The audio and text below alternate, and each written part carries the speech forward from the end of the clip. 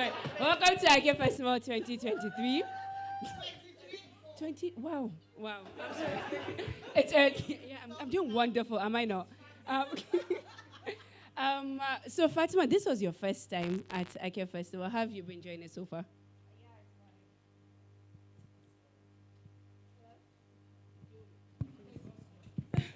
Yeah, everyone. Hello, good morning. It's so good to see everyone here. And Talola, thank you so much for this. It's my first year at Ake, and this has been incredible. My goodness, this has been amazing.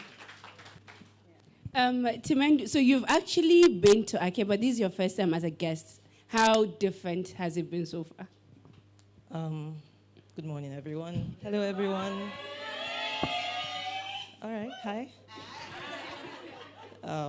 It's different. I don't know. It's like a dream. It's a bit of a fever dream right now. So when I wake up, I'm like, okay, that was interesting, but it's been wonderful. I attend Ake. I've tried to attend Ake as often as I can when work or something hasn't kept me away.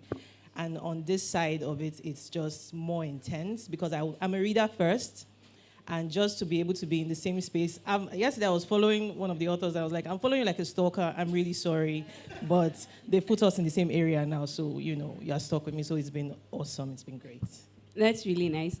And can I just say that, sorry, who read Bishop's Prodigal's Daughter?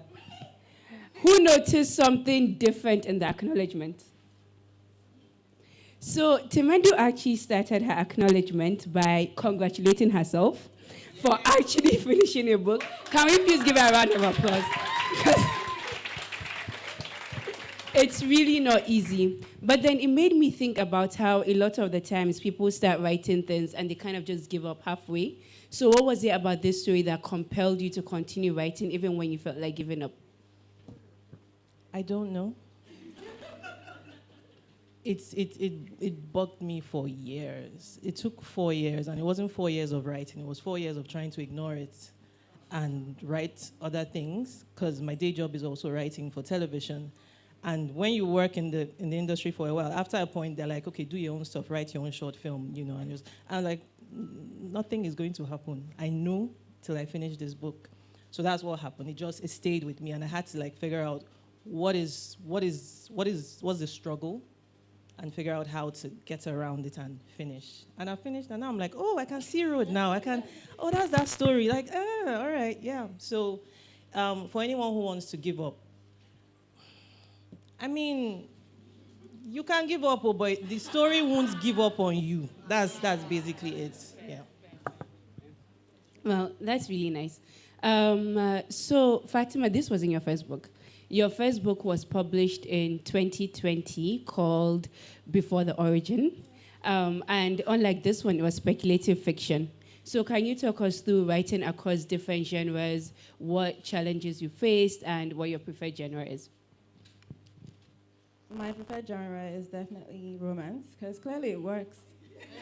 My speculative fiction had maybe 20 readers. Yeah, apart from my family members. But clearly, romance works. Writing, it wasn't very different because I was writing about the same demographic, Northern Muslims, and that's always what I'll write about. I enjoyed writing this one because it was a story that wasn't going to leave me, just like Tamandu said. And there was something that was compelling about the conflict in the sense that I had never seen it in modern literature. Also, for Broken, it was one of those things, like the Toni Morrison quotes, if there's a story out there you're looking for, you can't find it, then you must write it. And I needed a story like Broken. I wanted to read a story like Broken. And so honestly, I think with speculative fiction, I might go back to it, but I'm definitely having fun exploring this genre.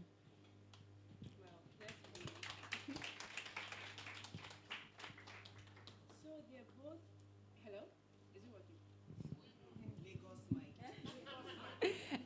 So both books are romance books, and they're really deeply rooted in religion as well. And it made me think, to which extent do our significant others influence our faith and how we practice religion, in your opinions? Does Fatima want to go first? Sure. So I'll talk about Faiza. Faiza was a girl who was her whole personality was defined by her religion, the tenets of Islam and the rules of Islam. And then she meets a guy who is kind, he's charming, he's thoughtful, he's everything she wants, but then he thinks religion is a social construct. And maybe it is, but she needed someone who didn't see religion like that. So I think in Writing Broken, I sort of wanted to explore the complexities in finding someone who you think is right for you, but then they are lacking in something that's very important to you, and how the push and pull that comes in relationship that I don't think I was really seeing in stories about girls who looked like me, who were wearing a scarf like me. It was mostly clean. It was mostly, everything was done right. They were making all the right decisions. People weren't making mistakes. People were having anxiety. So it was very important for me to have a story where we saw a progression towards faith, but not in a way that sort of highlighted perfection. Yeah. All right. So the question was significant others, how they affect.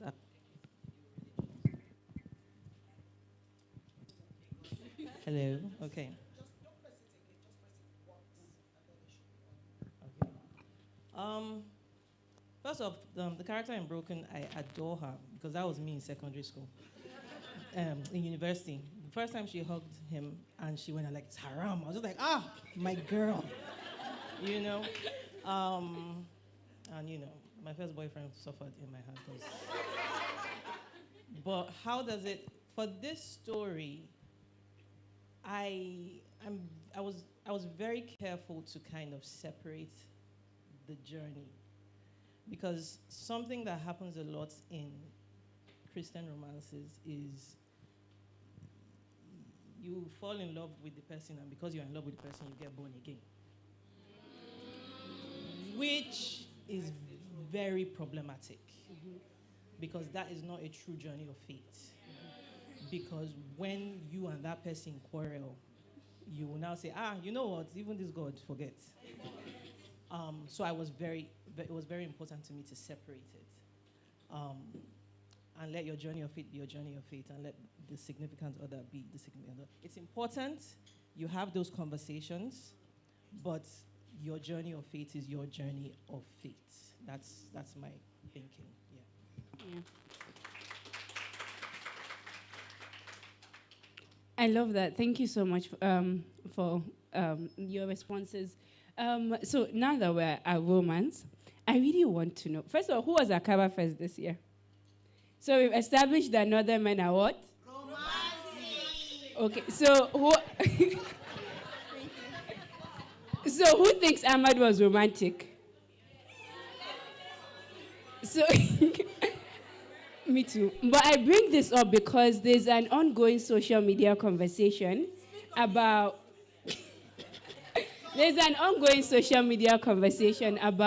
whether Ahmed was actually romantic or whether he was toxic, whether he was grooming her, whether he was really just trying to push her to do things she wasn't ready to do. So I really want to hear from you. I know I've heard so many interviews where you're like, I'm going to let the reader, I'm going to respect whatever they say, all of that. It's so cute. But, there's a safe space. Did you imagine that readers would perceive him as this toxic character? And if so, do you think that if he were a little younger, if he were around her age, the conversation would be had today? First of all, I love the conversation that's going on social media. Like, I remember when people were sending me messages, and they're like, oh, you need to see this thread, you need to see this. And I was reading through other people's comments to those comments, and they were very interesting because the conversation around what was termed grooming was very interesting because it'd been highlighted so many ways in a lot of Nigerian novels. And for some reason, one of the main things that kept coming up was, but they're Hausa people, they do that, so the age gap shouldn't matter. And I'm like, at the end of the day, that story, it's never about the age gap. It's about how the age gap plays into the power that the two people in the relationship hold. right? So it's about who has power, who is surrendering power. It's never, sometimes it's not age. Remove age. Sometimes it's what you're earning. Sometimes it's your family. People marry across different family status. So sometimes it's different things. And I really just wanted to explore um, how these things affect the dynamics in relationships between two people who are not, on the same level. There's sometimes you're at 50 and your partner is going to be at 60. There's sometimes you guys are at 50-50, but it's not always going to be that 50-50. There, even in intellectual, even in emotional intelligence, there'll always be variance, right? So I kind of wanted to highlight that. And his age gap gave me the opportunity to explore the fact that he was more of a forward thinker, more of an open-minded guy, more of a skeptical person in terms of religion, which I don't think I would have done as honestly if he was younger. Also, I don't know if we're going to admit it, but part of the attraction to Ahmed Babangida is the fact that he walks into a room and he commands that attention. Yeah. Exactly. That comes with, that comes, fair, that comes with the status that he holds in society, his position in, his job or whatever. And it wasn't going to make sense for him to be 22-year-old. It wasn't going to be believable. So, yeah. What was it? How do I feel? You know what? When I was writing that character, Ahmed was written with strengths, he was written with weaknesses, and he was written with blind spots. So definitely, he wasn't a perfect guy. I wasn't going to write a perfect guy because I don't think that exists. I think perfection is a myth, and we shouldn't write characters that girls will go out and not see. So we need to write what is out there. So yeah, he has his red flags and he has his green flags. It's so funny that you said you wouldn't write a perfect guy because Ibrahim Gaya is a perfect guy. So I don't know where that's coming from. He is.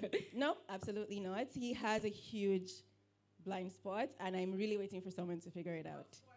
Actually, No. Not a spoiler, but Ibrahim Gaya has a huge blind spot, and I hope someone figures it out. I read the book like 3 times. Okay, so Timothy, are you ready to read? So let's read. If you have a copy of Bishop's Prodigal's Daughter, we're reading from page 187 from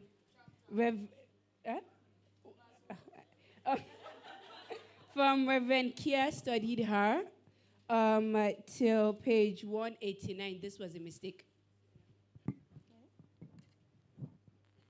This is a bit of a spoiler. Okay, read your favorite part. Okay, read your favorite part. Choose your own part. It's okay. Okay, I like to read the beginning when they meet because I think it's very delicious.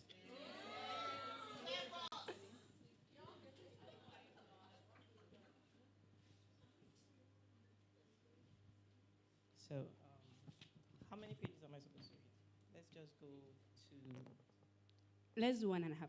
No, page, 1.5. All right, page 22. So it's a wedding, there's dancing, they've sprayed money on the floor. She's supposed to be picking it up, right? She's wearing high heels. Elo bent over to pick up a 1,000 naira note and was suddenly jerked forward by an over-enthusiastic dancer who had bumped against her behind. Her silver strappy heels bent at an angle, bending her right ankle, causing her to totter forward.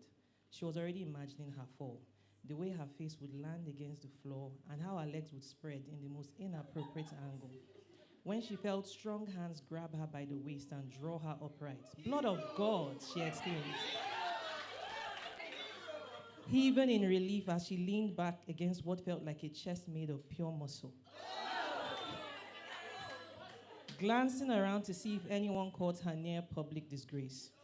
Nope, nobody cared about her. All eyes were on Ebiowi and Nimi, who seemed content to simply sway in each other's arms, completely enthralled with each other, upbeat tempo of the actual music notwithstanding. Elo smiled. She knew that she came across as carefree and borderline mean to most people who knew her, but deep down inside, she was a romantic and fervent believer in love. Speaking of, whose chest was she nestling against? And why had the owner not let go of her either? "Are you all right?" A voice as smooth as butter and on the deep bass scale of the spectrum said from behind her. The way he spoke, they might as well have been in a room with the door closed, just the two of them. Not in an auditorium with over 100 people and loud music. Elo shivered. She nodded and grudgingly did a half turn. That way, she was still leaning against his chest. I'm great, thank you. I'm great, thank you. What kind of weak line was that? Elo had on her two-tier smile and tried to look relaxed as she beheld the darkest, most beautiful man she had ever seen. As someone who grew up in the Niger Delta, she was used to meeting people with skin as black as night, but wow. This man was so dark, he actually glowed a little.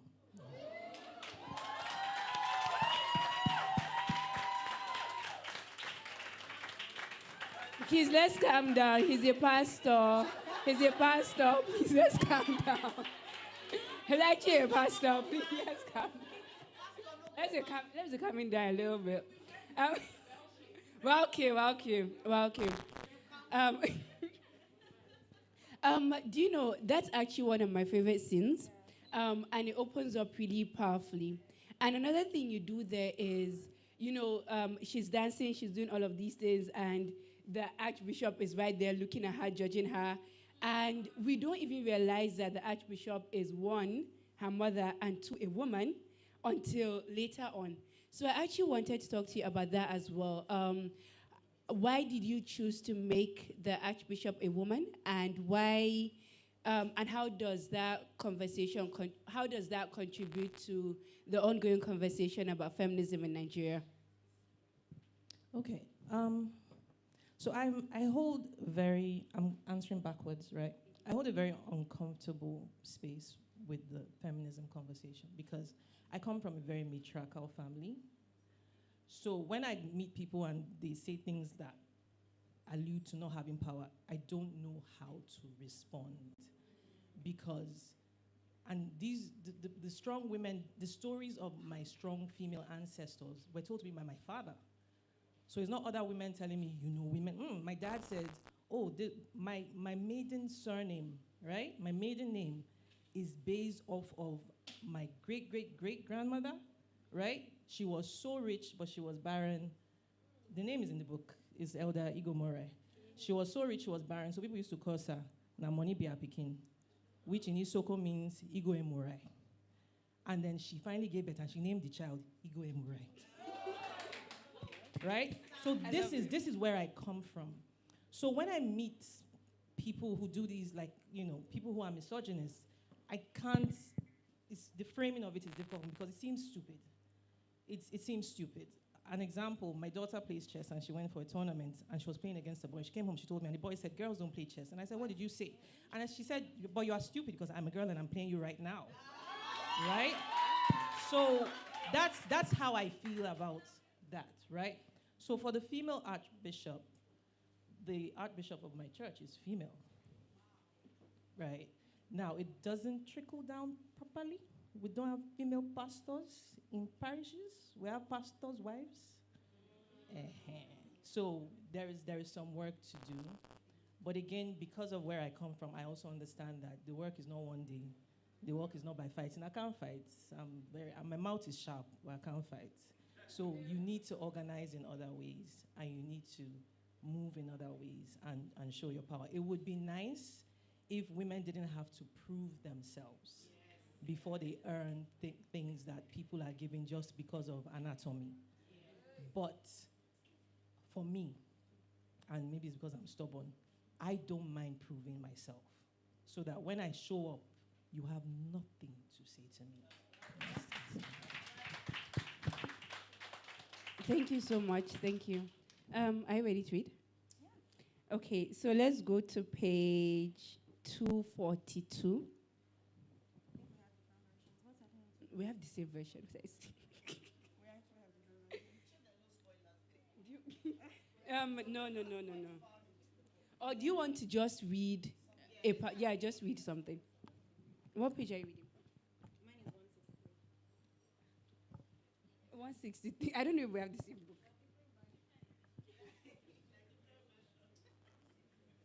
You have to just read. All right, so a bit of context.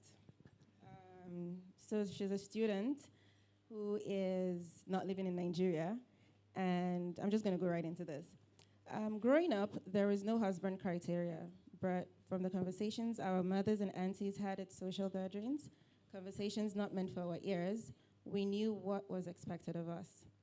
They made comments after weddings about the families of the bride or groom, and we learned a lot about what they praised, what they spoke about in harsh tones, and what they deemed shameful.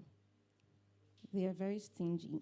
They would say about men from a particular state, or those ones are not patient. They divorce their wives anyhow. Of course, these rules are not set in stone. They changed often, depending on whether someone knew someone who had a different experience with men from that state. But comments like that allowed us filter through what we thought our mothers thought was desirable and what wasn't. Umma's ideal choice was Bakatsini, someone from Katsina, like we were. That was a good choice, a preferred choice. Never mind the cousin whose Bakatsini husband had a hidden drinking problem. When she came home to complain about his drinking and his abandonment of Salah, she was met with a lake, yay, and was advised to pray for him. All the aunts gave her Quranic verses to recite for him in the middle of the night, all but my mother. Umma told him to leave him. If you are the one with a drinking problem, no mother or aunt will advise you to stay with him, or would advise him to stay with you, she argued. And although no one could deny the truth in her words, the aunties bowed their head in response and reminded her, it's different for a woman. I remember my mother sighing in defeat. Nowhere in the Quran does it say that sins will be judged in accordance to one's gender, yet in our culture and tradition, many Muslim rules were only applicable to women. Society turned a blind eye to the wrongdoings of men. That is why they get away with almost anything.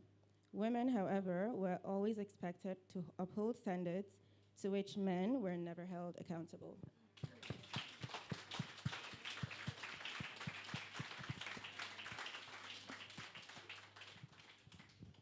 So I really love that part. I love that you brought it up just because a lot of the time it's very easy to just see Ariwa.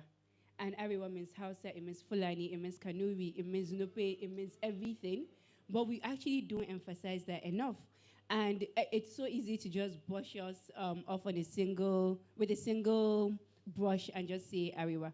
So why was it so important to you to kind of emphasize that even within the Ariwa society, there are elites, there are untouchables, there are classics, there are states that are preferred, there is certain kind of people and families that people would want their children to marry, like all of these things. Why was it important to you to highlight that? Because I was going to tell an honest story. It wasn't just going to be a story that's easy to digest. So I knew I was going to touch about the things we talk about in behind rooms, behind doors. And it's so funny, while anyone who reads this book, who grew up in northern Nigeria, knows exactly what we're talking about when we say every family has a preferred place they will want their kids to marry from. It doesn't matter that they're all Muslims, right? Even in terms of careers, people do that as well. Even in terms of religion, people do that as well. You have to be from a particular sect. So it was very important for me to highlight all these little nuances that I don't think I have seen in stories about girls like myself. So I felt it was a responsibility because I was writing from a place of faith and culture, and I needed to honor both of that. Sorry, just a follow-up as well, because that's your identity, right? Being Muslim, being Hausa, all of that. And if you look at the front page, it actually has not a halal love story. However, everybody will see Fatima Bala, will see a Muslim Hausa girl from northern Nigeria and just expect it to be a halal love story. So, what has been, how do you feel about being put in that box? Because there are already so many expectations, seeing the name, and then opening the book and seeing that this is different from what I expected from somebody called Fatima Bala. How have you handled that? The box doesn't exist around me. Absolutely not. I think I have given myself the freedom to define the boundaries which I exist within. And honestly, the Not a Halal Love Story was just to respect my readers' sensibilities, just to manage expectations, to be very honest. Because, like you said, you see a book, from a northerner, from a Muslim. I mean, and also because it has a girl with a scarf on it. So I think there's that assumption for some people that it's going to be a clean romance because that's what's expected. If you have Muslim characters, it's going to be clean romance. I wasn't going to write a clean romance because I didn't think it was going to serve my story. It wasn't going to move my conflict forward. I needed to up the stakes. I needed to make sure that they made decisions and we see why they make those decisions and we see how it affects the story. So again, that box doesn't exist for me. I think, of course, there was a part where I was dealing with, the whole block where I didn't want my name to be associated with the book. I was going to write under a different name. And so thank you for your encouragement. You told me to write in my name, and I'm very happy that I did. So yeah, I think it's very important. It's not just about Broken existing. It's about the books that will come after Broken. It's very important for Northern writers to not feel like they have to confine themselves or shrink themselves to write things that are expected. If you have a story out there, write it in full authenticity, in full honesty. You need to write the stories that move you, the stories that will move people. And I feel like that's a way of sharing humanity. So hopefully this is a reason why somebody out there is going to write that story that's been burning in her mind for a long time.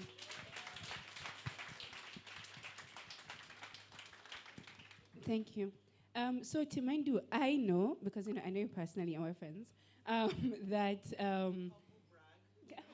just with all the humility I could muster.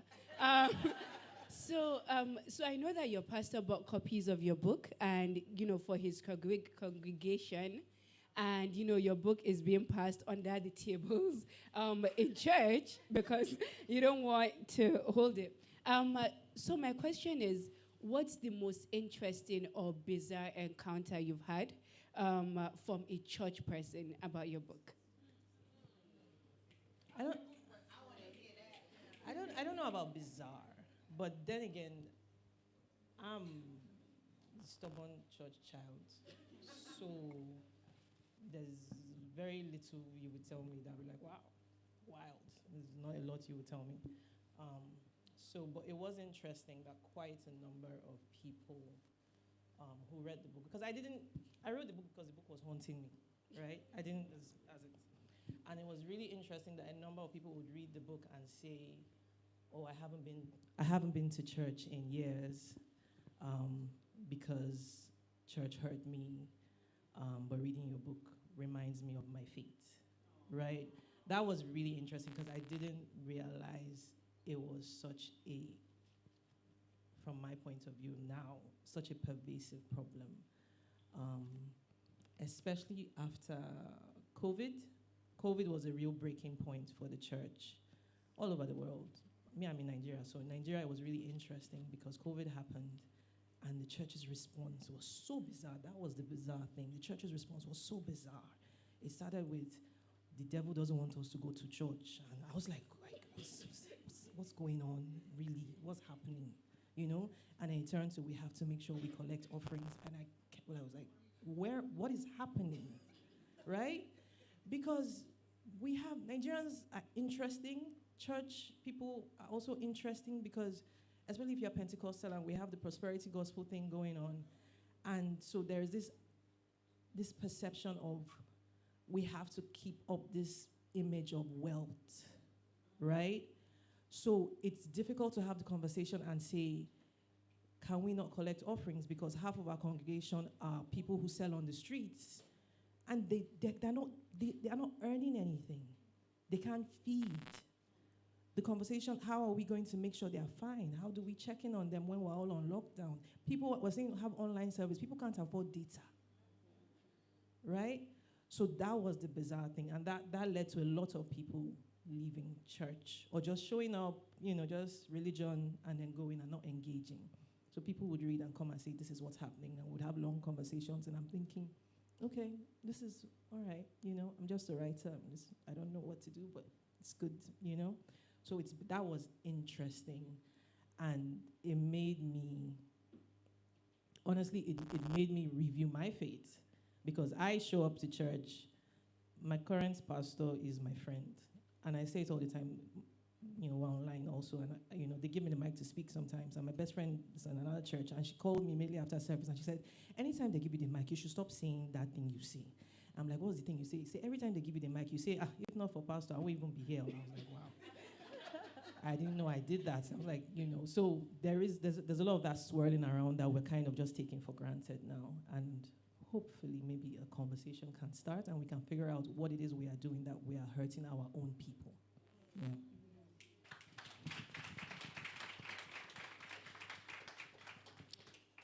That's actually such a wonderful response. But there are two things you said that I thought were very interesting.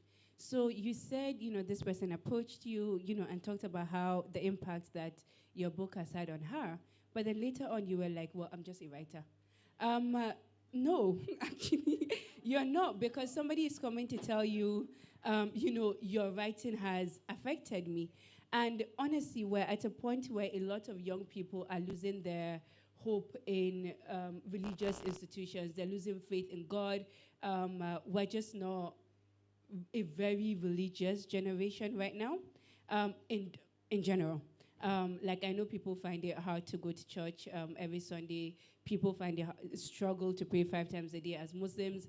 So to which extent do you think art can contribute to that conversation?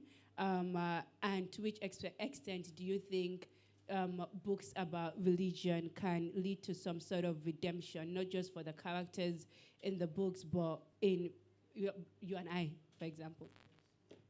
Wow, that's a tough question. I'm sorry. Are you? How can art, that intersection between art and religion? The first thing that my knee-jerk reaction is I don't know. But I think, and I know you said, people aren't necessarily religious. I tend to be in a bubble, so when I hear things like that, I'm like, really, they're not? I'm like, okay. But I do think people are, as much as people are becoming less religious, I think people are becoming more, but also spiritually more curious. Right? People are asking questions. People are interrogating things. And I think that's a very good thing. I think it's a very good thing. I'm Pentecostal Christian, so this is my understanding of it. And I was born Catholic, right? And Catholicism has a lot of dogma and doctrine, and you read a lot of catechism before you get to a certain age. Pentecostalism does not have that. And when I was younger, it was freeing. But now I'm old and I'm realizing, but we don't know anything, Sha. Like, you don't know church history, you don't know theology, you don't know, it's just vibes. Wow. Right? And that kind of is, I suspect, where a lot of the apathy and antipathy comes from. Because you don't even know why you are here. You don't know why you are here. You don't know why we do the things we do in church. You don't know why we hold services the way we do. We just know that we start with praise and worship, and then we pray, then we take offering. Why? Right? Because if you don't know why, when you are hurt, when your emotions are touched, then it's easy to throw it away. And you know what? Throw it away because it means nothing to you. But when you are spiritually curious, you will ask questions, you will look for answers, you will find the faith that is true to who you are. Because my belief is that, I don't think it matters how many services you attend or whatever, all of that stuff, all those markers. If the true spiritual connection is absent, I really think you would have wasted your time. Go out as let me speak churches, go out into the world and have a good time and just enjoy your life. Don't constrain yourself with dogma and doctrine that you don't even understand. Ask questions.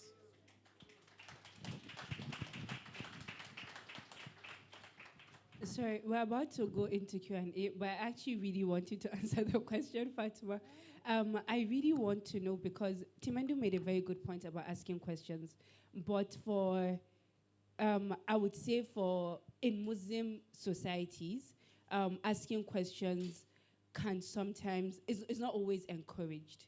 Because asking questions might mean you're questioning things, you're questioning God, you're questioning what you've been raised to believe. So, do you think her advice will be applicable and welcomed in Muslim concentrated communities? I think there's a lot of changes that's going on right now, and I speak for myself and a lot of people that I know personally. We were brought on, very strict with religion before we could even understand what religion was supposed to be. Somewhere late teens, early 20s, I think most of us found the religion for real. So I think that's a very, very important. So it would probably tie into that spiritual journey that Timendu was talking about. But I strongly believe that until you find the religion by yourself, for yourself, you're really just blindly following. I think it's very important for you as a Muslim, yes, because you pray because you're told to pray, right? Until you understand what it means to you, that connection, it's like, it becomes a very personal thing. Like, I need to pray. I need to take this time out to connect with myself and to pray to God. I think until you find the religion, and I said late teens and early 20s, it can come at any time in life. Everyone has their own path. So just because it happens this way for me doesn't mean that's how it happened for you, right? So, but I honestly believe, and I think this sort of shows in my stories, because I write about flawed people, or people who think they have it and then realize that, maybe they don't quite have it. But I think it's very important to go through that journey where you find the religion for yourself. I had to fall in love all over with my religion by myself when I was away from my family, if anything. I had to actually start finding lectures that spoke to me, because not everybody's lecture is going to resonate with you. I had to find things that worked for me. I had to find my own understanding. I had to put myself in lessons. Forget about all the Islami I've been doing since I was 5, since before I could talk. All I was doing was vomiting back what they were telling me to say. I had to find the beauty of the religion and what it meant for me. And I redefined what that was, and that's when I can say, okay, I understand religion now. I'm in a comfortable place to even write about religion. Yeah.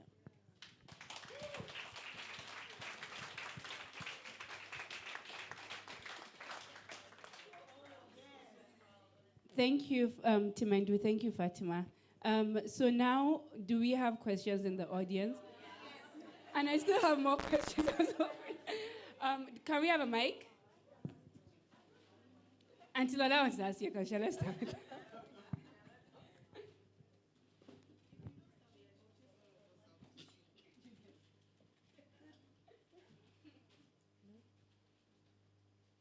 morning, everyone.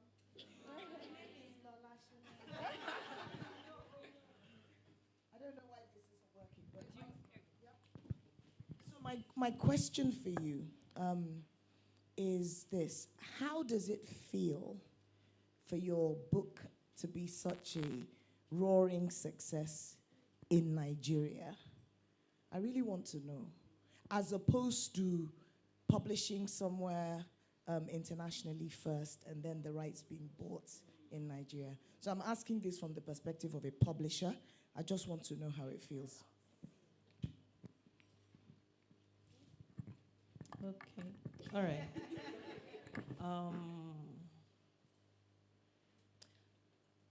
Let me start with, wait. Let me start with a bit of a funny story. So I finished the book, took a while. I had to get an editor to crack the whip. And then I said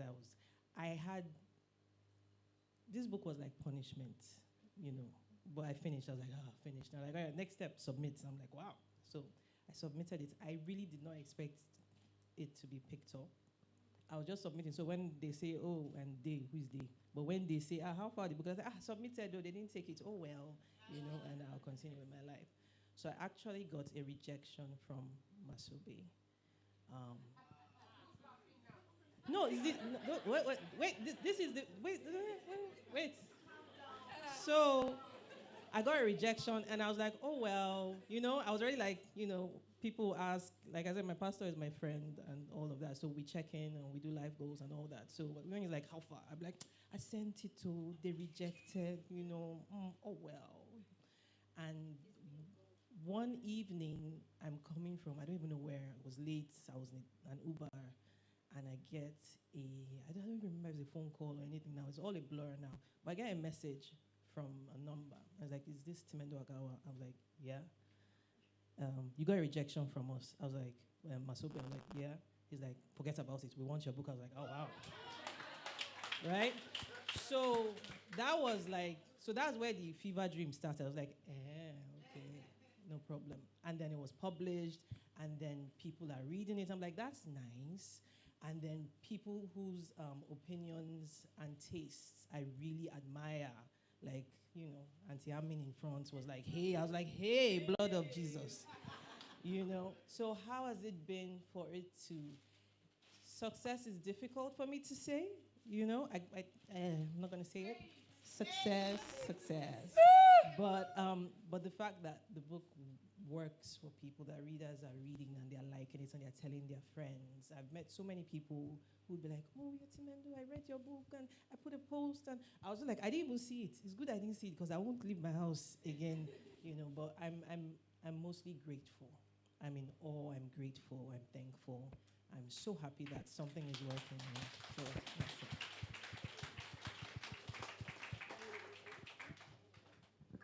Honestly, I think it's a reaffirmation that our stories need to be told. And I remember at the point I was getting worried. I was like, maybe people will really connect with this character. Maybe only particular people will understand it. But I mean, apart from House and Northern people, everyone, I get messages from people like a really nice Yoruba girl sent me a DM talking about how much she connected with Faiza and, her own relationship with the church and, and Faiza's connection to Islam and what it meant to her with relationships and everything.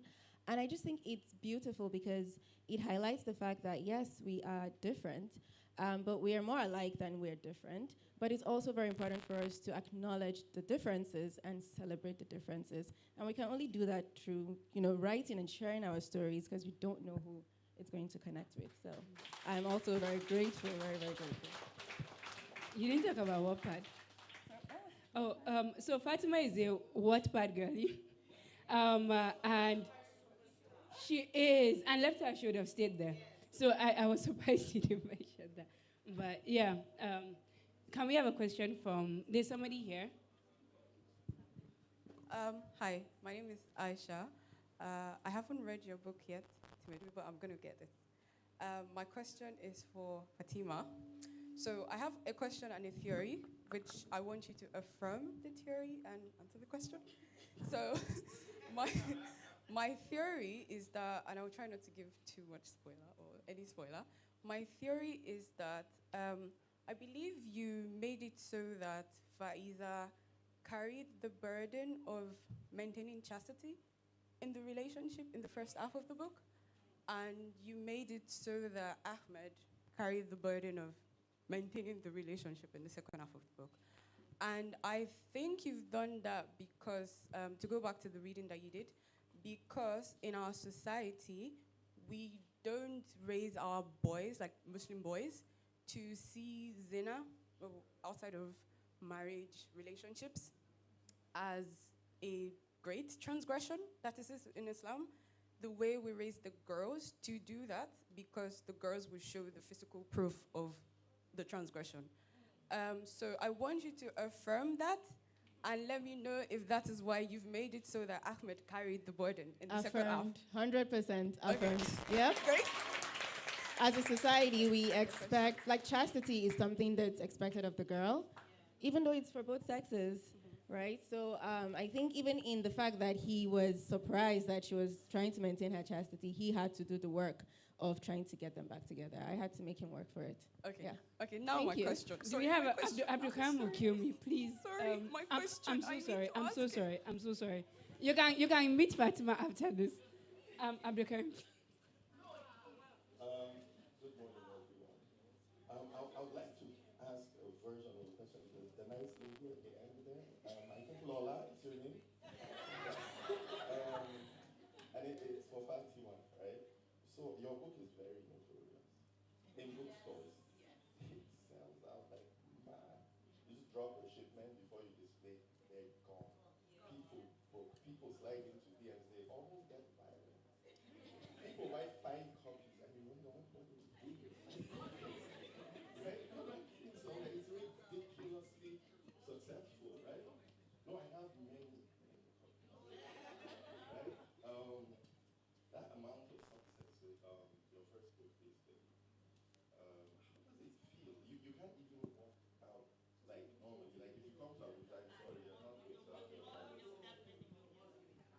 I don't, how does it feel? I mean, it's a cool problem to have, right? So how did you handle such a cool problem?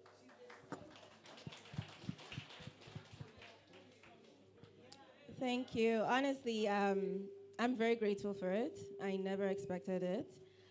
This was supposed to be a little thing I was doing for me because I wanted to read a romance story that looked like this. But it's amazing how many people like refer to me. They've pulled me into this sisterhood, or this friendship, or this family thing. And I've just made so much family from this book, and I welcome it anytime. Please, anytime you see me, please come holla. Let's say hi. Can we have a mail from this side, please? There's somebody raising his hand. Gender equality. I thought that's what we're doing here. Gender equality.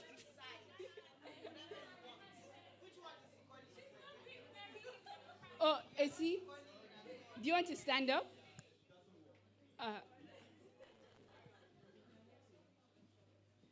Do you want to shout? Do you want to stand up? Stand up. All right. Good morning. Hi.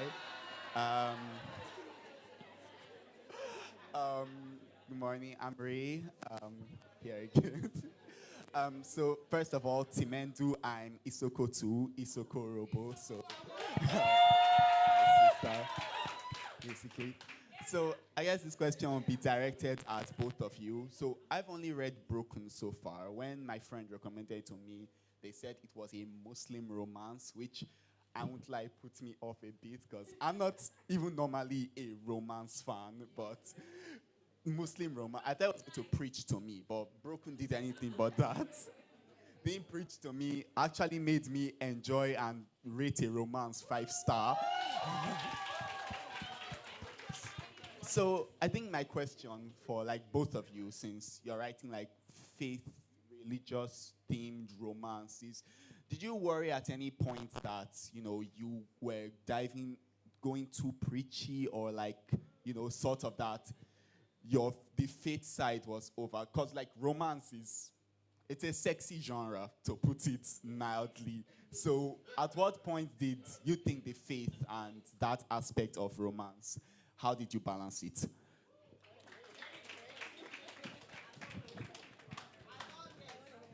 Wow, okay. She threw the bus at me. Um, did I think I was delving too deeply? Sorry, can we please? Thank you. Did I think I was delving too deeply into the faith aspect? No. It was intentional. So, I don't even know if I should say this thing here, but... No, I'll say the one I want to say, then I'll say the one that I don't know if I should say. So, the one I want to say is I read a lot, right? On the years I'm unemployed, I read like 400 books. In the years. In the years I am employed, I read about 200 books. So a good chunk of those are romances. I read almost anything, almost anything. There are some things I will not read. When they kidnap the girl, it's not romance. It's not. It's not. I'm judging all of you. Right? But I read almost anything. And for me, it got to a point with romance especially where I was really curious as to how a person who had my community and my experience would respond to these dramatic questions, right? Someone who grew up in a community of faith or someone who was a pastor's kid and who wasn't in church, all those things, I was like, how would this person respond? There's some things I would see and they would make decisions and I'd be like, even it first starts with how would a Nigerian respond, right? There are some decisions people make, like especially in the foreign romance novels, because that's a lot of what we get, right? And you just be, my daughter is here and I complain to her a lot about what I read, even though she's not allowed to read some of them.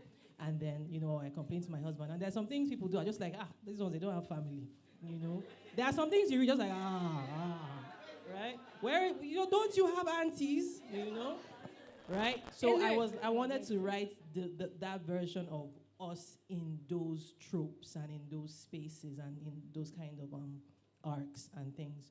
So the faith, the book wasn't written to preach. The book was written as this is the encompassment, is that a word? Of this person, right? And this is how they navigate this journey, basically. Yeah.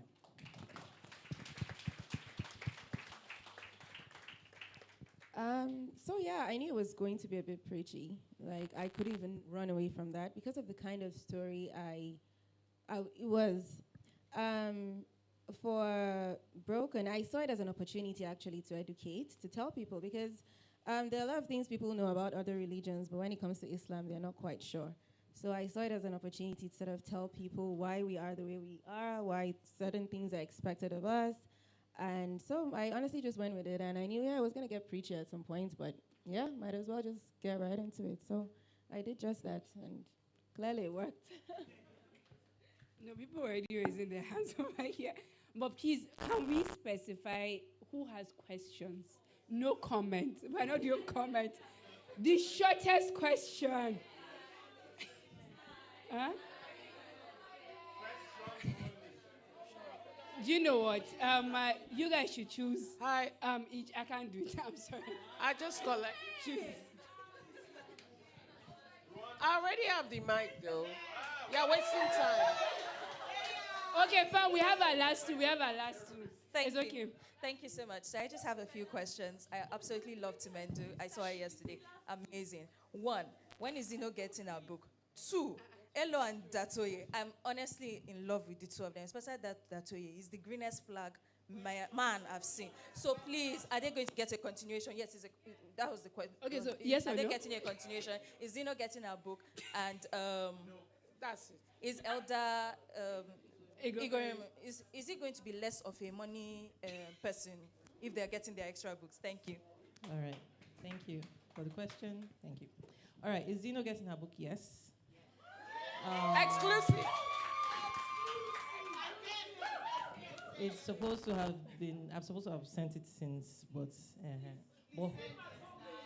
hopefully, I wasn't unemployed this year, so I couldn't do that. But I'm unemployed till January, so we'll have to finish. But yeah, yes, Zeno is getting her book. Hopefully, sometime next year. Datoye and Elo continuation. You will see them pop up in Zeno's book. You'll see what's happening with them. But it's not going to really focus on them so much. But I don't know. I'm in the middle of second draft, so who knows? Now that you have said it, I'm like, maybe I should, but probably not. And then Elder Igor Mora is not going to change. He remains who he is. Amen? Amen. Just a quick one. I wanted to ask the two of you about how you use. It's a reminder to drink water and mind my business. I just wanted to ask because Isoko Wado, I see you really use a lot of play on names. My Ijo is sketchy, but in what ways did you use names as techniques? You've alluded to using a name of your ancestor. For two of you, what is the role of name as a tool? Indigenous names. Thanks. Fatima will go first. I know there's that conversation about Hausa, well, I'll speak for Hausa, losing Hausa names and sort of clinging to Arabic names. I don't like to think of it as, either or. It's a mix. It's a mix. I remember someone was asking me why it was Faiza Muhammad as opposed to, Faiza and then an indigenous. But I was like, yeah, but those names also exist. I have other stories. I have other characters where, we have like Hausa names, Ibrahim Gaya, we have certain names, for instance. I'll always make sure that one name at least is Hausa and the other is Arabic because unfortunately, if you go out into northern Nigeria, that is who we are. And my books are just a representation of who we are. So yeah, you'll always find that mix of Hausa and Arabic. All right, so for the Niger Delta names, it was very deliberate. I even picking Elo. Elo is one of my friend's elder sister's names. I'm so sorry, guys. Can we please? So the full name is Eloviano, right? And I had to call her. I've not spoken to her since secondary school. I was like, that your sister's name? What's the meaning? Like I'm very deliberate about names because my dad was very deliberate about naming us. He was passionate about it. And I think Niger Delta names are beautiful. I think there's always a story, right? There's always drama, right? I'm not going to call my husband's native name, but his name is basically like they entered their house, they fought their family god and won and poured sand on their heads, right? So those are our names. Like there's, Egbe warriors. And I love that about us. And I wanted to immortalize that and just to remind our people, especially when we see ourselves. Because, all of us are out here and we don't know, and we all have the sexy short names. Timmy, Rona, And when we see ourselves, we're like, hey, how far? That's it. Yeah. Thank you so much, Timendu. Thank you, Fatima.